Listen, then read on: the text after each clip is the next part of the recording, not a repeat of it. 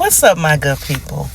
So, I want to share something with you that happened just this morning, and it brought about this whole conversational message here. So, my daughter had called me, asked me last night to call her because she had a question. And so this morning I called her, of course, and she was asking me a question about salt. She said, Mom, what does it mean when people put salt in front of their doors? Because where she lives, she was on her way to work, she was leaving her building, and one of the apartments that she walked by had salt in front of the door. And so instantly my mind went to what I know about salt, right? I know that it could be cultural, it can be spiritual, and it can also be like just in the natural sense for household things, like people use salt to keep ants and certain critters away. And then I know that in certain cultures, people use salt in rituals, even in witchcraft type of things. People have used salt to ward off bad energy type of things. But my mind gonna always go back to what? The word. What does the word say about salt?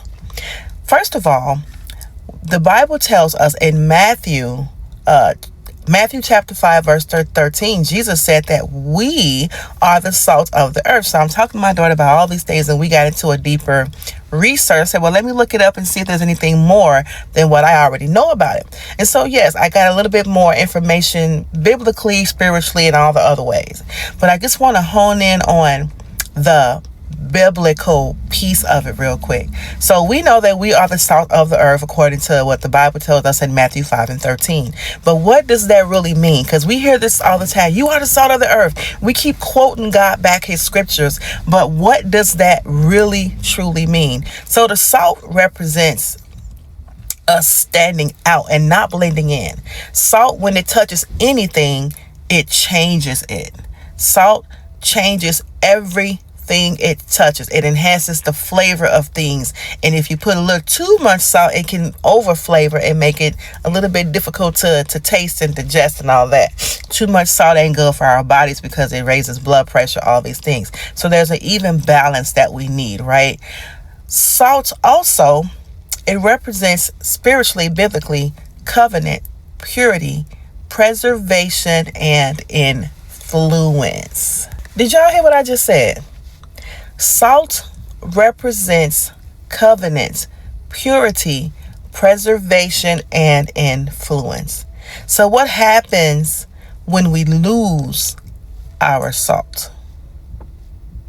We lose our influence, we lose our spiritual impact, and we start to blend in with the word. This is why God reminds us in the Bible that we are the salt of the earth, and to be careful. So as I was looking up all these things,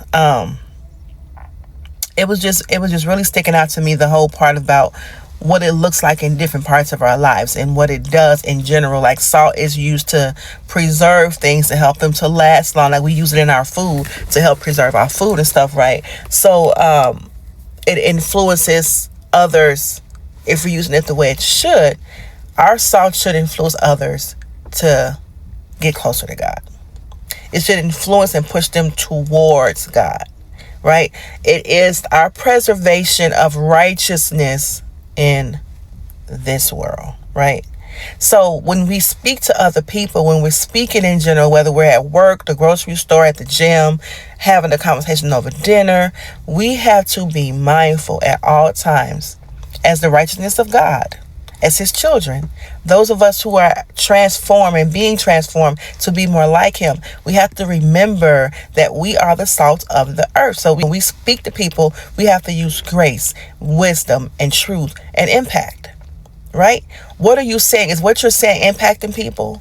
Are you saying it with grace and wisdom? And are you speaking it in truth? And also I'm going to add this one, love, right? Colossians 4 and 6 tells us to let our speech always be with grace, seasoned with salt. The bottom line is, are you really operating as the salt of the earth that the Bible says we are? So many times we get consumed with allowing ourselves to match other people's energy and living our best life and doing what makes you happy and I'm gonna say how I feel, living my truth.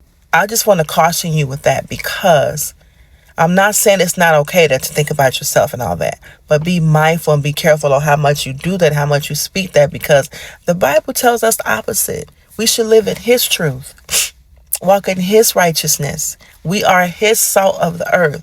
So we have to be mindful on how we speak, how we walk, how we impact, and how we influence. We all have some level of influence. A friend of mine told me a long time ago, you can have a huge following because you have a lot of influence.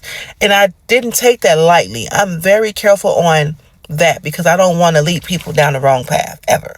So I'm very mindful and careful on the words I speak to people and how I speak over their lives and speak in their lives. And I might have my own preserved feelings, and I get frustrated, I get angry sometimes.